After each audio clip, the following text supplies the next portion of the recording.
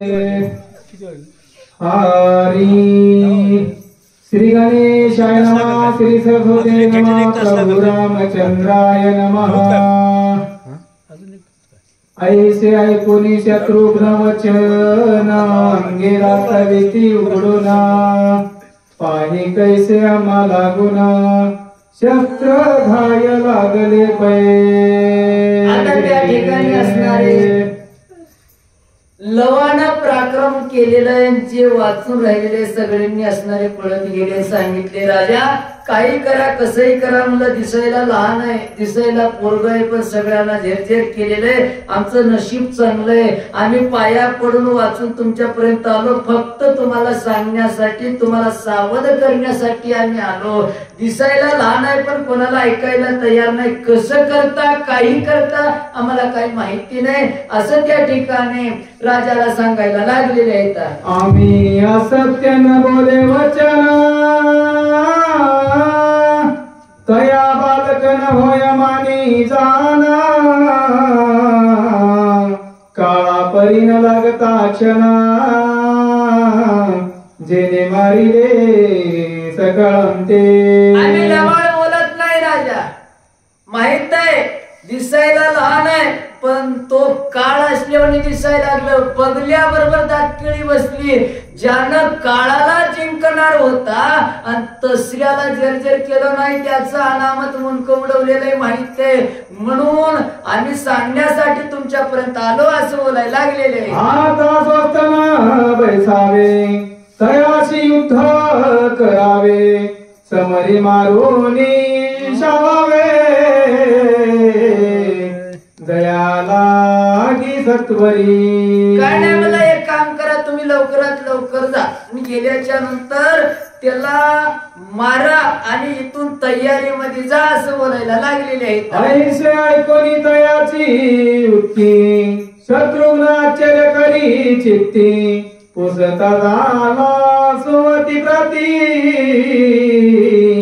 काय करावे म्हणून। आता शत्रुघ्नाला आश्चर्य वाटलेलं, एवढे मोठे बलाढ्य असणारे, बलवान असणारे, वीर शूर असणारे, मोठ्या मोठ्याला भीती दाखवणारे, मोठ्या मोठ्याला खाली बसवणारे आणि त्यांच्या समोर जर एखादा गतप्राण झाले म्हणजे हे काहीतरी आश्चर्य। सुमंताला बोलून घेतलं आणि शत्रुघ्न राजानं असणार सुमंताला सविस्तर विचारायला लागले। काय विचारले ऐका। ऐसे कथानक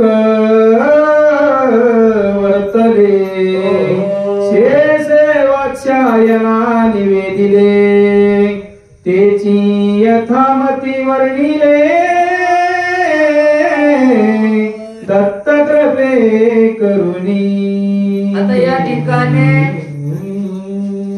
दत्तदासांनी असणारे कवीश्वर बोलायला लागले, एक ग्रंथ असणार मी लिहलेलं नाही, मजानं होत नाही आणि कोणी काही करू शकत नाही, सगळं करून घेणारा असणारा देव आहे, देवाशिवाय काय चालत नाही। का स्वतः देव सांगतो, मी चालविला सूर्य चाले, मी बोलविला वेद बोले, मी हलविला प्राणू आले, तुझ्या सत्तेने वेदाशी बोलणे, वृक्षाची पान हालेल्याची सत्ता राहिली हंता मग कोठे। म्हणजे मी करतो हे आपण करू शकत नाही, आपला ब्रह्म आहे, आपण स्वतः उगा सहज म्हणतो माझ्याशिवाय काय चालत नाही, माझ्याशिवाय काय चालत नाही, आपलं काय चालतच नाही, आले देवाजीच्या मना ते कोणाचे चालेना, असं सगळ्यापेक्षा असणारा बलवान देवच आहे आणि देवाशिवाय जगतामध्ये कोण बलवान नाहीये असं त्या ठिकाणी बोलायला लागले। भगवंताच्या कृपाशीर्वादानं, साधू संतांच्या कृपाशीर्वादानं, माझ्या गुरुच्या कृपाशीर्वादानं हे भगवंतानेच ग्रंथ करून घेतलेलंय, माझ्या हाताचं माझ्या मनाचं काही नाहीये, सगळ्यांनी ऐकून आपल्या जन्माचं सार्थक करून या असं बोलायला लागले। पुढील अध्यायी कथा सुंदर युद्धा जाईल पुष्पकलवीरा तया संगे घोर समार सीता कुमार करील पै। आता पुढच्या अध्यायामध्ये गोड कथा आहे, भरताचा मुलगा पुष्पक म्हणणारा उद्या युद्धाला जाणार आहे, म्हणजे दोन भावाचं भांडण उद्या आहे आणि सीतामाईचा मुलगा लव असणारा भरताच्या मुलासोबत युद्ध करणार आहे आणि युद्ध करत असताना कोण ऐकत नाहीये. आता उद्याच्या कथेमध्ये गोड ऐकायला मिळणार आहे. या ठिकाणी आज गोड व्यक्तिमत्व असणारे आमचे आदरणीय हरिभक्तीपरायण भोसले गुरुजी आले. तसेच असणारे पिंपळगावचे आदरणीय आमचे मोहन सरपंच साहेब या ठिकाणी आले आणि महागाई असणारे आमचे गोड असं वाचक बरं का. ऐकल्यानंतर ज्याला गोळ्या खाऊन झोप येत नाही म्हणजे असं ऐकतच राहावं असं वाटते बरं का. गोड गोड गोड वाचवणारे बरं का. आणि यांनी वाचवत असताना मला वाटते ऐकणारे वाचतात मरत नाही बरं का. असे गोड असणारे वाचवणारे बरं का.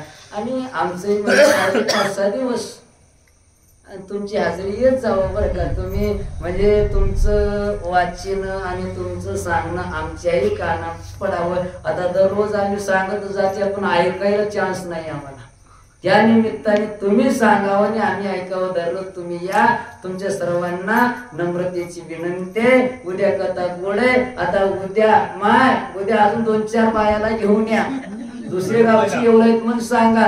लय चांगले वाचणारे लय चांगले सांगणारे एवढं येतात. आपला शापूरचा महाराज रोजचं मुळे त्याला कमर माझं सोडून त्या पण दुसरे एवढं आहेत म्हणून सांगा. आणि एक बाई चौघाला घेऊन आला तर इथे 5-50 बाया दिसतात बरं का. सांगायला उल्हास वाटते. उद्या 8 वाजता सगळ्यांनी या. ग्रंथ श्रवण करा. आपल्या जन्माचं सार्थक करून घ्या. ती कथा अत्यंत रसभरीत ऐकोत प्रेम श्रोते संत दत्तदास विनवित सकळासी आनंदे. दत्तदास विनंती करायला लागलेले आहे सगळ्यांना. तुम्ही असणारे मोठे ऐकणारे. तुम्ही महेशाची मूर्ती ऐकणारे साधारण नाही. महादेवाचे अवतार तुम्ही आहात. तुम्ही सर्वांनी या आणि अमृतपान असणारं श्रवण करा. कथा आपल्या जन्माचं सार्थक करून या. आणि तुम्ही आल्याच्या नंतर उल्हास तुमच्या चेहऱ्यावर बघल्यानंतर सांगणाऱ्याला उल्हास वाटतो असं या ठिकाणी ग्रंथकर्ते बोलायला लागले. इति श्री पद्मपुराणे पाताल खंडे शेषवात्स्यायनाचा वादे रामाश्वमेधे कालजित्त दोना नामा 6तमो अध्याय गुढहा. श्रीराम श्री सीतारामचंद्रार्पणमस्तु.